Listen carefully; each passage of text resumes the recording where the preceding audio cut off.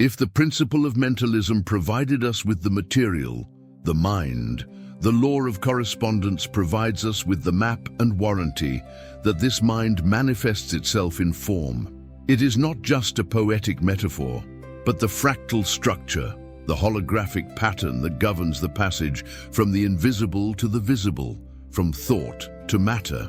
It is proof that your outer world is not a random battlefield, but the exact and inevitable projection of your dominant inner state. This law destroys the illusion of chance and victimhood, removing the power of blind fate and placing full and sovereign responsibility in your hands. The Hermetists applied this law to understand the heavens, the macrocosm, and to predict terrestrial events, the microcosm, for they knew that the different planes of existence, the mental, the astral, and the physical, are only different degrees of frequency of the same mental substance.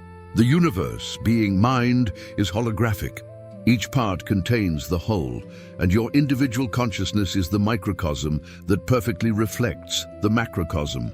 Your external world, the circumstances, the people, the challenges, the finances, and the rewards, is not your reality, but rather irrefutable reflection of your inner reality.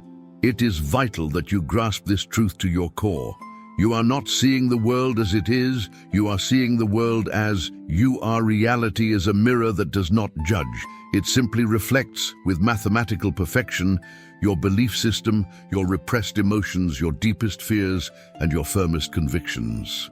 Correspondence is the law of the perfect mirror, and what is reflected is always your own dominant vibrational signature.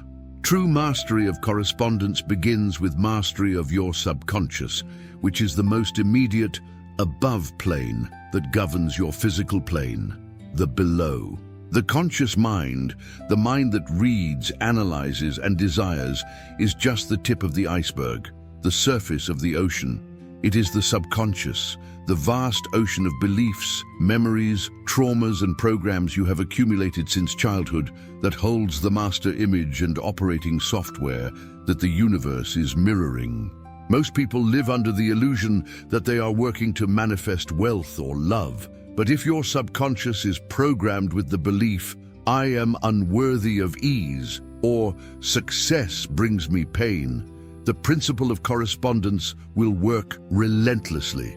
It will bring events, people, and opportunities that will confirm the indignity, scarcity, and suffering. Self-sabotage, the eternal stumbling block in the final stretch, is not cosmic bad luck or divine punishment. It is exact reflection of your internal dissonance. You consciously desire success, the top, the up, but your subconscious program vibrates at the frequency of fear, of rejection and failure, the bottom, the down. The law of correspondence, seeking coherence and integrity between the planes, manifests a reality that is the average of these two frequencies, generally leaning toward the stronger programming, which is that of the subconscious. The universe does not correspond to yours order. It corresponds to yours state of being. If internally you are gratitude and abundance, the universe, like a perfect mirror, must materialize events that cause even more gratitude and abundance. Neville Goddard's technique, the assumption of living from the feeling of wish fulfillment, is the supreme act of force correspondence. When you feel the end, you are acting on the highest plane, the mental toem for a new reality that the physical plane, the below, must imitate. When you say, I am rich, the universe doesn't see your empty bank account. It sees mental and emotional conviction and moves the thinking matter so that the two planes, the internal and the external, become identical. External reality will bow to correspond to your assumed inner identity because the universal mind cannot be contradicted by its own reflection. Ours relationships are the most dramatic and immediate mirrors of correspondence. The people we attract into our lives and the challenges they present us are perfect reflections of unresolved or dominant aspects of our own mind. Social interactions act as an alchemy laboratory, where the inner shadow is forced to light.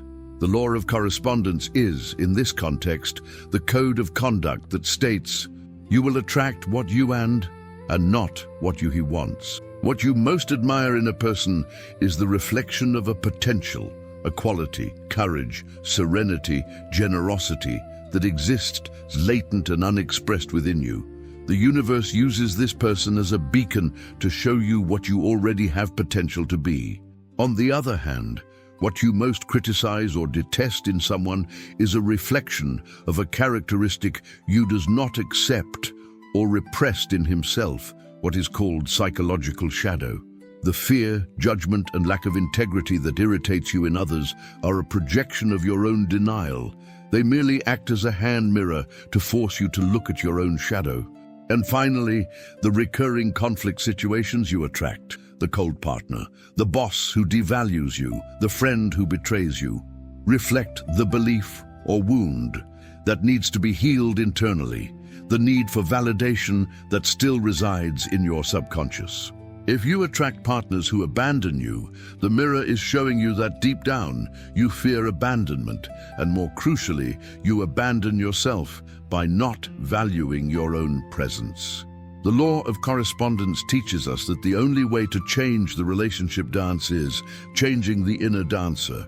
Changing your partner is simply changing the mirror's position. The image will be the same. Changing your beliefs, healing your shadow, and embracing your integrity, that's what forces the mirror to reflect a new external image. Harmony or chaos in your social world is a direct and non-negotiable correspondence to the harmony or chaos in your mind. Correspondence manifests and proves itself on all planes of existence, from the most subtle to the densest. 1. The physical plane, the body as temple and mirror. Your body is the densest material mirror of your mind and emotions. Chronic illness and persistent pain are not random failures of biological mechanisms. They are physical correspondence of a mental or emotional pattern, unresolved. The body screams what the mind refuses to process. The mind, through chronic stress, generates vibrational incoherence, chaos. The body, by correspondence, reflects this incoherence through inflammation, dysfunction, and disease. To heal the body, the below, you must first heal the mind and emotions, the above. Visualizing health, charged with a sense of gratitude and integrity, is the act of imposing the perfect mental pattern so that the physical body, by correspondence, can restructure its cells and systems to reflect this new pattern. 2. The mental plane, the thought form. This is the plane of primary creation, the factory where form is designed. The correspondence shows us that quality of your focus determines the quality of your results. Divided thoughts in opposite polarities generate divided and mediocre results. Thoughts of scarcity and fear of the future correspond to limited financial results and unexpected debts. The mind that expands to accept abundance, pure potential, attracts means and channels to manifest that abundance. The master uses correspondence to check himself. If your life is not flowing, the fault lies not in the world, but in quality of your dominant thought form. 3. The spiritual plane, unity consciousness. On the highest plane, what is above is the mind of the whole. Your spiritual quest is the quest for perfect match with this source. The goal of spiritual elevation is to eliminate the illusion of separation, the ego, which is the only factor that distorts the mirror. When you reach a state of unity and unconditional love, your external world, by correspondence, must manifest unity and unconditional love. Outer peace is only a reflection of absolute inner peace. Breaking self-sabotage is where the law of correspondence becomes your greatest tool for diagnosis and redemption. Self-sabotage occurs when subconscious program, the below, comes into direct conflict with the conscious desire, the on top, creating avibrational dissonance. The cycle of dissonance is predictable.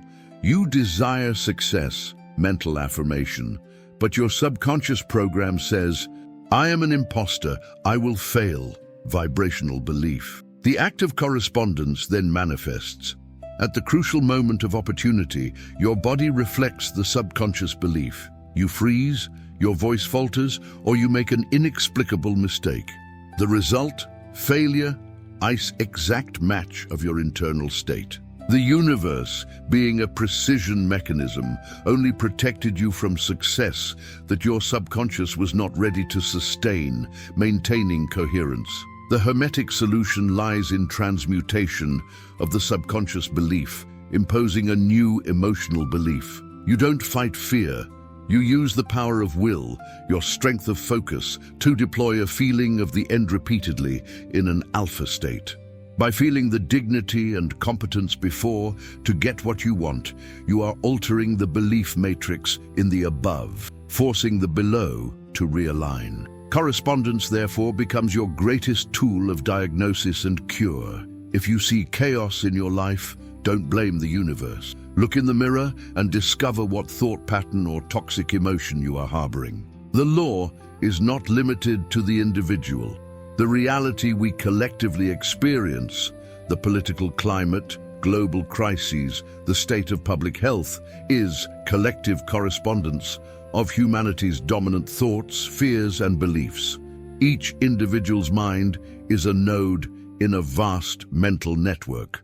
When millions of minds focus on fear, division, and scarcity, the mind of the whole, by correspondence, manifests wars, pandemics, and collapses. Collective reality is the mirror of our own collective unconscious. The master, understanding this, has a role of answer. He knows he cannot control the thoughts of millions, but he can control his own. By unwaveringly maintaining his state of peace, abundance, and unity, he becomes one point of coherence in the chaos. Your individual vibration, being high frequency and aligned with the whole, radiates out into the field and contributes to the elevation of global consciousness. You are not escaping the world. You are healing the world from the only place where change is real, within. Correspondence is the final call to absolute liability. She declares that there is no force external to her consciousness that can dictate her reality. The outside is merely the paper on which her inner self is writing the story. The practical work is then simple and sovereign. Observe, transmute, and sustain. Observe the external world as a cold reflection. Transmute what the reflection shows as undesirable, imposing a new mental pattern of gratitude and certainty, and sustain the new assumption with the will of a master. The world is waiting for you to remember that it is only your shadow and that the light that shapes it is yours. Mind honor the law of correspondence. Honor yourself as the architect and sculptor of your own destiny.